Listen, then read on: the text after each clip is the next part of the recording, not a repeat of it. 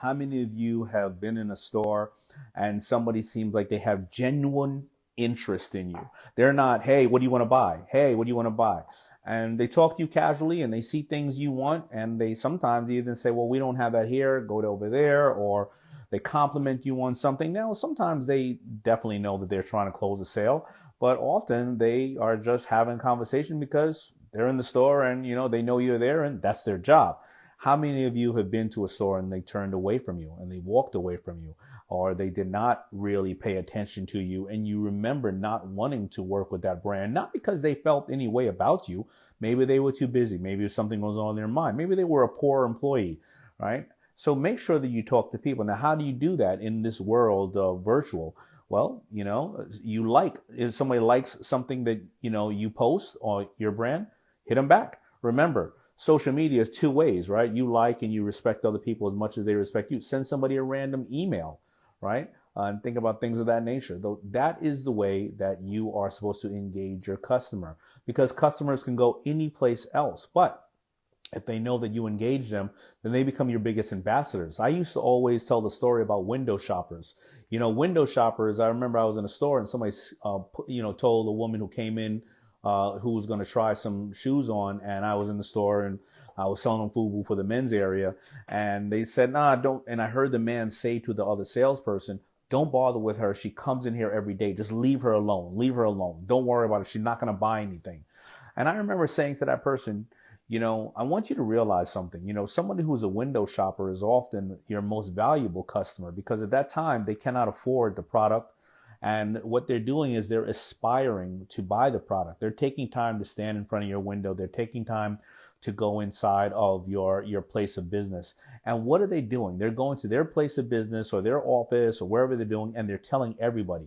They're saying, when I get some money, the day I get some money, or when I'm ready to get in shape, or when I'm ready, whatever the reason is, maybe they can afford it, but they're not technically ready to get it. When I move into that apartment, when I have my own cooking set where I can cook my own stuff, I'm going to this place. But before they tell you do that, they also say to other people go, well, where should I get this? Oh, you should go down on 3rd Avenue, or you should go to this Instagram site, or you should go to this website. They love to tell everybody about what they're doing and help you. And they become your biggest ambassadors. Most of the time, you are trying to pay for people to do that. This is extremely important. I see so many people who want to have 1 million followers, 10 million followers. If you have 10,000 followers that love what you're doing and are talking every single day, 1 million followers cannot hold a candle to those type of people, and they are window shopping. So that means converse with your people. Remember, what is social media? Well, my buddy Gary Vee always says you got to give, right? Left, right hook. Why? You are giving information. People are taking that information you're giving. They're going out telling other people. And guess what? They're telling other people, or they're not telling other people, where the source came from. And who's that source? You. So that is extremely important. I want you all to just remember that about engagement. We are human beings. We want to feel special. Remember, Mary Kay said everybody's walking around in life with a big invisible sign saying, please make me feel important. How you doing? I'm chilling. How are you? Well, I'm in Texas. I'm going to my New York roots on that one, sweetheart. But excuse the been a week with hell in Texas, okay? How are you doing out there? I'm from New York, and people don't understand that Texas is not those big places. And when something like that happens, it is catastrophe because they freak out. Yeah. People run and think, oh, we need to buy everything up. I mean, there's nothing. I mean, there's some people, my son and his wife are still without water, but thank God we good. Did it start to warm up yet at all? It's 65 degrees. I'm in a tank top. It's like, it's good. Texas. No, but I was talking to a couple of buddies of mine who happened to be, I was talking to people who don't have a lot of resources, who were screwed up. And I was talking to people who have some of the most amazing billionaires out there. And they were like, doesn't matter. I was like, well, why didn't you get on your plane and get out of there? Like, there's no power. I can't get to the plane. And by the way, I got to go get a bucket to empty my basement because it is flooding. So as somebody who's a New Yorker, we didn't understand. We generally don't understand what is going on over there. And then somebody said, well, the last time it happened, it only happened for a day. This time it happened for a week. Yes. And a lot of the houses, which is funny, sir, were not made for this weather. So Yeah. thousands of houses, even near me. I mean, and I was just driving to go run an errand. And I mean, even the nice houses, like you said, just busted out of the ceilings, water flowing. I mean, that's where the bad happened. And now the governor's going to open up plumbers from other areas to come here. That's how bad it is. Yeah, and I saw on the news how you have the East Coast grid, you have the West Coast grid, and Texas has their own, and you cannot legally share grids with any other state, which is good and bad. And then you have to start switching around the power from your grid to somebody else's grid to somebody else's grid, so you don't even know. So God bless that you are okay, and God look over all those that are in trouble. What's going on out there? What else can you talk? Let's talk about something about you and that other people can learn from, because I know we're all stuck to the TV watching the unfold about, first of all, Texas. Huge fan. Texas is great. I mean, listen, it's a big state and we'll be fine. The thing people didn't see is everyone was helping everybody. I mean, I've had feeding. It doesn't matter if you got it and someone doesn't. We're all here to help each other. That, of course, didn't make it out there, but we're That's good right. and we're moving along. So thank you for that. As a fellow New Yorker, we're not, I didn't want to use that word. We're not wussies. There we go. It's just, there's nothing down here prepared for what they're doing. Let's put it that way. I got that. No. Okay. You're amazing. First of all, huge fan. I love what you just said about Mary Kay. Yes. And I think that people have forgotten what service is, helping others, like really helping others. Like I'm going to use shoes as an example. Do you remember getting your shoes put on your feet by someone and they would try them on? I mean, that's how I sold shoes through college. That's how I paid for college. I sold men's shoes. But you put it on, you tie it, doesn't that feel good, walk around, Allen Edmonds, 360. They come out with the big shoehorn if you need for men. Thank you. But that is dead. Everything is there's your box. Go get it. Goodbye. But we shouldn't run our businesses like that. We should be the old school ones. Taking care of people. I think I saw it. I think I saw it on maybe the Chappelle Show or Stupid Show. They were recognizing one of the greatest creators in the world, and it was somebody who pulled up at when we probably grew up, and they were waiting for their gas to get pumped. And, they went over to the guy, so you're going to pump my gas? And he said, pump your own goddamn gas. Do you remember the days that there was no self-service? You weren't out there, especially now, getting out of your car, wondering how many COVID hands has touched the pump. And now you can rarely fit somebody to pump your gas. Unless you have my mom as your mom. Then you pumping her gas because she don't pump yeah. That's She's true. Old school New York Italian. That woman does not put the gas in. So I think in one sentence or two, you brought up something of so much value. The way that everybody else is not doing this, not doing that. If you are doing that for somebody, they're gonna actually look at somebody's gonna look at you strange. Yo, why are you putting my shoes on? What's wrong with you? And I think that obsession with service is brilliant, and it's the best. I tried to say it in here, but maybe you said it better than I did. Oh, well, off the top of your head. It's just I'm old school for a reason, and I do have a business. I haven't even told you about it because please. The thing is, I just want everyone to know you do it slow, you do it right, or don't do it at all. That's been me, and I might be going slow, but I'm doing it right.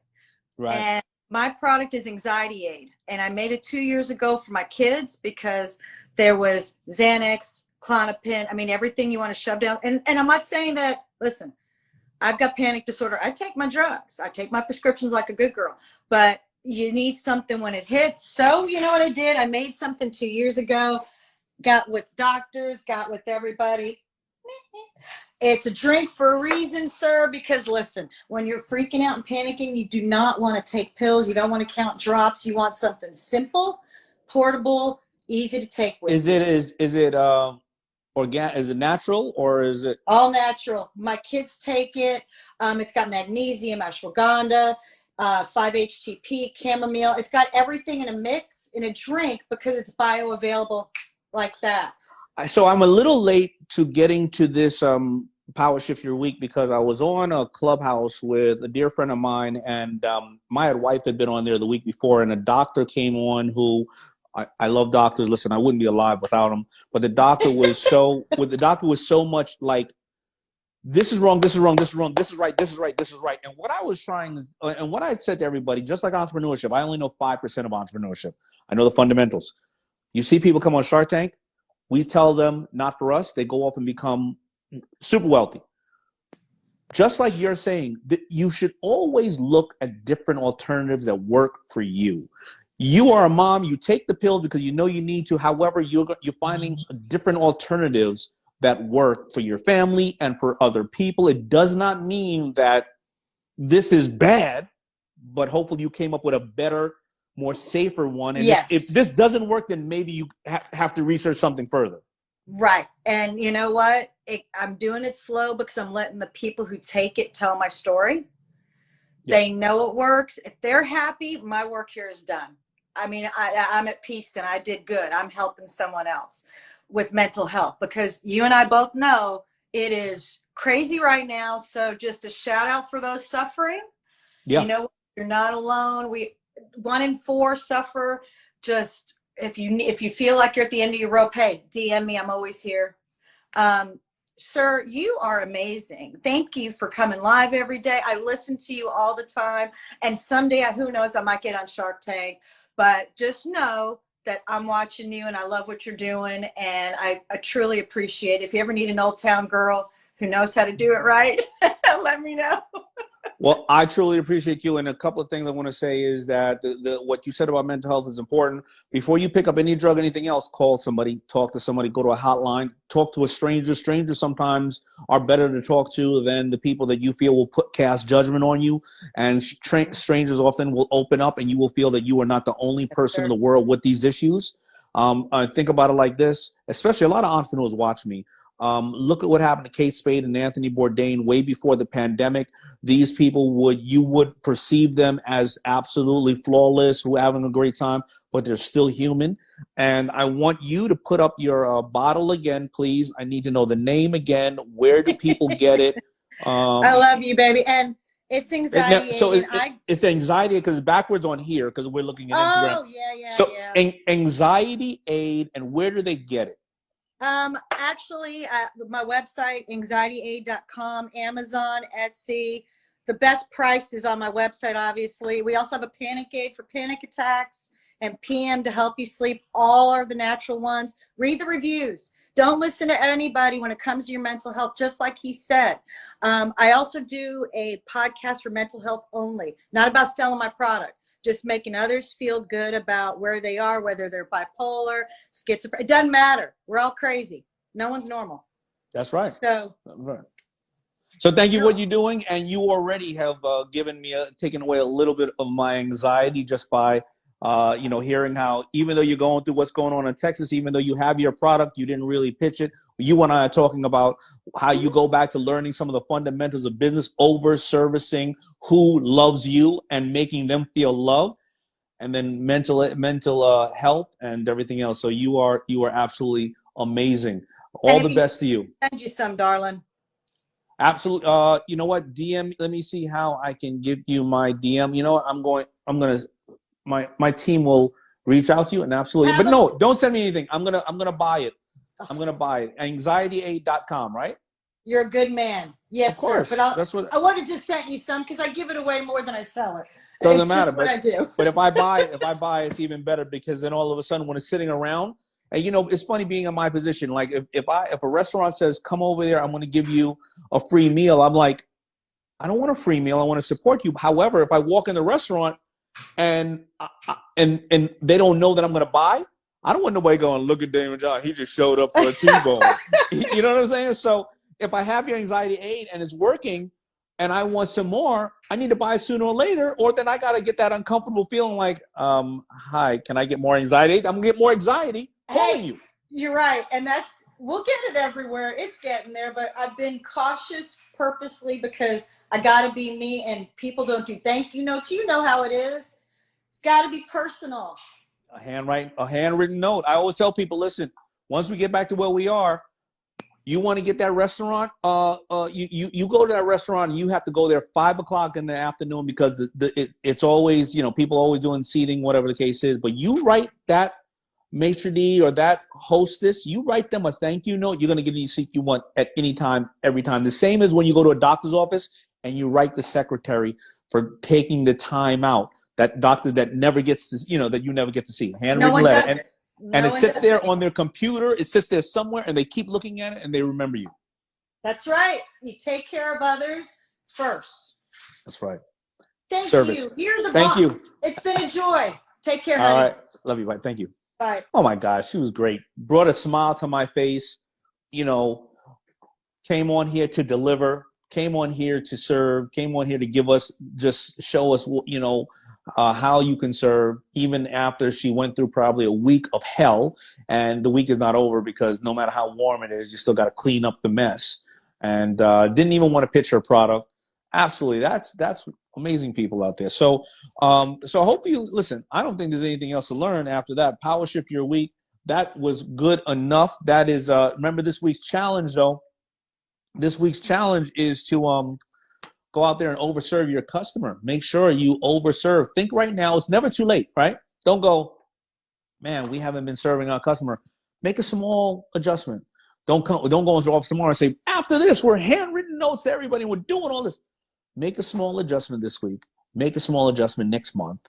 But if you start to look at your sales grow slowly, then look back and go, what did we do that increased our sales? Was it that we reduced costs on the product? Did we improve the quality? Did we start doing customer service follow-ups? Did we start doing thank you letters? What did we do? Right? You got to keep looking at the analytics. I cannot say that I'm perfect at this either. I still screw up too, because if I didn't screw up, then Fubu would still be here in a big way. It is back, but it's nowhere near what it used to be, because these are the mistakes that I made in my life. Even though I did some of them right, I did others wrong, or I did some of them right and I forgot because I was so busy, and I did other things. This is how business is. It's just like your health, right? You fluctuate up and down. You figure out what works, what doesn't work, what food you used to eat, what food you should eat. Your body changes. So does your customer, and so does your business. There's not one business that services their customer the same exact way for the last 20, 30 years. They change the form of delivery. They change the product. They change the offering. They change the customer service. Some good, some bad. And that's how you see companies go in and out of business. All right. So, you know, this is my time where I let me go on. This is the time. If you want to send me any dad jokes, send it to community@daymondjohn.com. And here you go. If you want another awesome video in our Black Excellence series, check out the video right there next to me. I think you'll enjoy it. Continue to believe, and I'll see you there.